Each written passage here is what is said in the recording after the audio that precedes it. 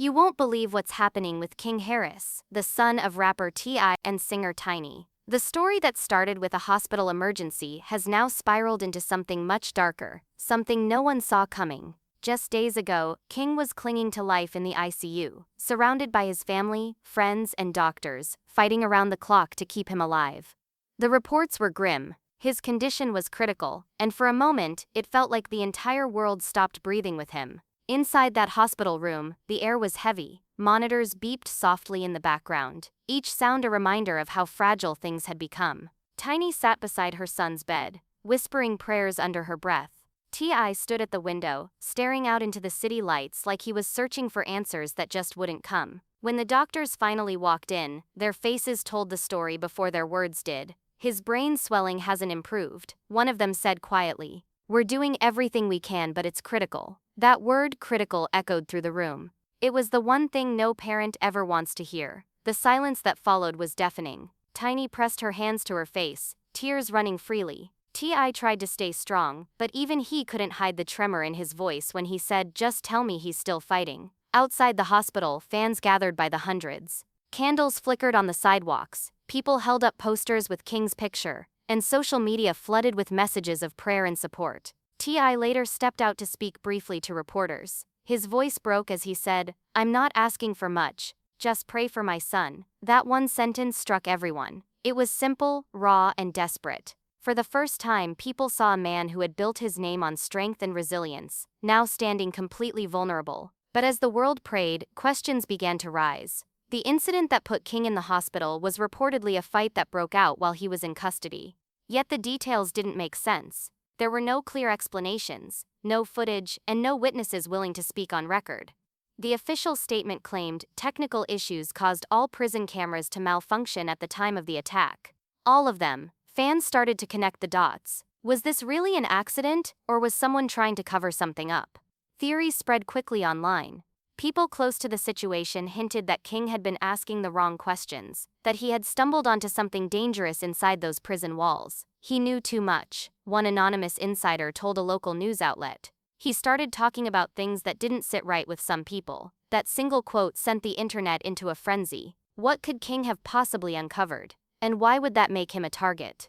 Days passed, and the silence from officials only made things worse. Every time T.I. or Tiny asked for updates, they were met with vague answers. "We're still investigating," they were told. "We can't release details yet." For a family already drowning in uncertainty, it felt like another cruel blow. Tiny barely left the hospital. Friends described her as a mother in prayer. She was seen clutching her Bible, whispering scripture as she sat by King's bedside. "She's holding on to faith because it's all she has left," one family friend shared. "She won't stop believing in a miracle." Meanwhile, T.I. grew more frustrated. His usual calm had vanished. Reporters described him as pacing the hospital halls, making phone calls, demanding meetings, and refusing to be kept in the dark. "This doesn't add up," he told one interviewer outside. "My son's fighting for his life, and all I'm getting are excuses. I need the truth." And then came the audio. A recording surfaced online late that night, allegedly from a nurse at the hospital. Her voice was low, fearful, and trembling as she said, "This wasn't random. Someone wanted him gone." Those words spread faster than wildfire. People didn't know if the audio was real, but the tone, the fear in her voice, it was enough to shake everyone. The idea that King's injuries weren't an accident changed the entire conversation.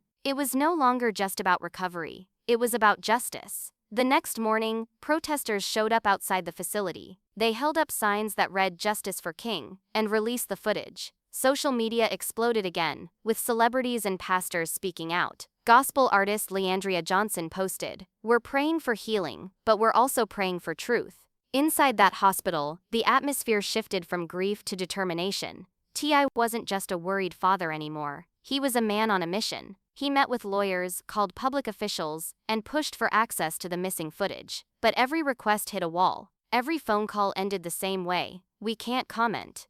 It didn't help that new rumors began to surface from inside the prison. Inmates whispered about guards being paid off, about secret orders that night. One alleged witness claimed the guards were told to stand down right before the fight started. "We were told not to interfere," the man said. "It was already planned." If that was true, it meant someone had orchestrated the attack, and someone powerful enough to silence an entire institution was behind it. By now, the whole city of Atlanta was on edge. Reporters camped outside the hospital around the clock. Fans flooded the sidewalks, holding prayer vigils, singing and crying. A pastor from King's local church visited the hospital and prayed over him, saying, "Lord, if it's not his time, give this child the strength to rise again." Inside, there was a small flicker of hope. After days of decline, King's vitals showed a slight improvement. The machines beeped steadily again. Tiny grabbed his hand, whispering, "You're still fighting, baby, don't stop." When that update hit social media, the reaction was instant. People cheered. Hashtags like KingStrong began trending worldwide. It was like the entire world had been waiting for a reason to believe again. But behind the scenes, the investigation was getting darker. Private investigators hired by the family uncovered inconsistencies in the official reports, timestamps that didn't match, missing documents, and conflicting testimonies from guards. Grew more vocal, appearing on live streams and speaking directly to his fans. "I don't care what it takes," he said. "If someone did this to my son, they're going to be held accountable." Those words hit hard. He wasn't just a celebrity anymore. He was a father standing up to a system that refused to answer him. And then came the biggest twist. A second leak emerged, this time from a verified source within the prison administration. A staff member provided evidence that guards had indeed been ordered to stay back during the incident. "We were told to make it look like a fight," the whistleblower said. But the target was King. It was the confirmation everyone feared. The revelation shook the internet. Major outlets picked up the story. Comment sections flooded with anger and disbelief. "This wasn't an accident," one fan wrote. "This was an execution." At the hospital, T.I. broke his silence once again. Standing before reporters, his voice cracked as he said, "If my son doesn't make it, I swear this whole system's going to answer for it." The emotion in his voice made headlines everywhere. Some called it a father's rage. Others called it a declaration of war. Either way, it was clear, T.I. wasn't backing down. Meanwhile, Tiny stayed focused on faith. Every morning she prayed aloud beside her son's bed. "God's not done with you," she said softly. "You still have work to do." Her strength became the family's anchor. As days turned into nights, the protests grew louder. Fans camped outside the hospital, holding signs that read, "Truth for King, we won't stay silent, and protect our sons." Gospel singers showed up to sing hymns for the family, turning the chaos into a moment of unity. But even with all the prayers, hope, and outrage, the biggest question remained unanswered. Who ordered the attack? Was this personal? Was it about something King saw, or something T.I. knew? Theories continued to swirl. Some said it was retaliation from people tied to the music industry. Others claimed it was connected to prison corruption. But with every rumor came more silence from officials. No footage, no statements, no arrests. One journalist covering the case said, "It feels like everyone knows something but no one's allowed to speak." Back inside the hospital, King's fight continued. His condition remained fragile, but his spirit, as doctors described it, was remarkable. "He's holding on stronger than we expected," one doctor said. "It's like he refuses to let go." That comment alone reignited hope. T.I. posted a simple message online, "My son's still fighting. Don't stop praying." It went viral instantly. The post was shared millions of times, drawing prayers from around the world. Through all of it, the heartbreak, the anger, the endless waiting, one truth became clear.